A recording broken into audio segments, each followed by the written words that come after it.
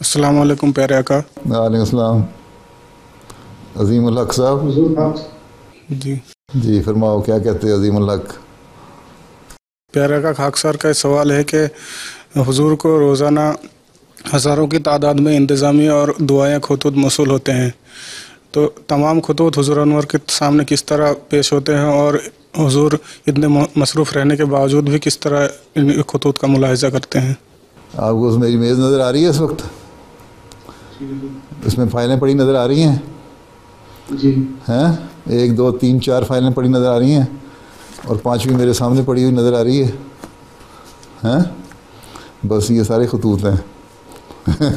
اس میں سے یہ ہوتا ہے کہ ہزاروں کی تعداد میں کچھ تو خط اصل حالت میں آ جاتے ہیں، اور کچھ جو ہے وہ خلاصے بن کے نا ان کی لسٹ بن کے آ جاتی ہے میرے سامنے، تو اس میں سے میں گو تھرو ہو جاتا ہوں، اور کچھ ایک عرصے کے تجربے کی وجہ سے ایک اتنا ہو جاتا ہے کہ میں جلدی سے خط میں سے گزر جاتا ہوں، اور جو نفس مضمون ہے پتہ لگ جاتا ہے کیا بندہ انسان کہنا چاہتا ہے، تو اللہ تعالیٰ مدد کرتا ہے، اور اللہ کے فضل سے ہو جاتے ہیں۔ روزانہ ڈاک جو لکھنے دستخطوں سے میرے خط جاتے ہیں وہ بھی 300-400 ہوتے ہیں، اور جو آنے والے ہوتے ہیں وہ بے شمار ہوتے ہیں۔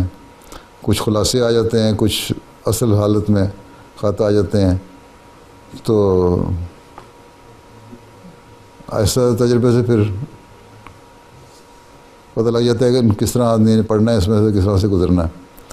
اور سب سے بڑی چیز یہ ہے کہ دعا کرنی چاہیے کہ اللہ تعالیٰ آسانی پیدا کرے، اللہ تعالیٰ پھر خود ہی آسانی پیدا کر دیتا ہے۔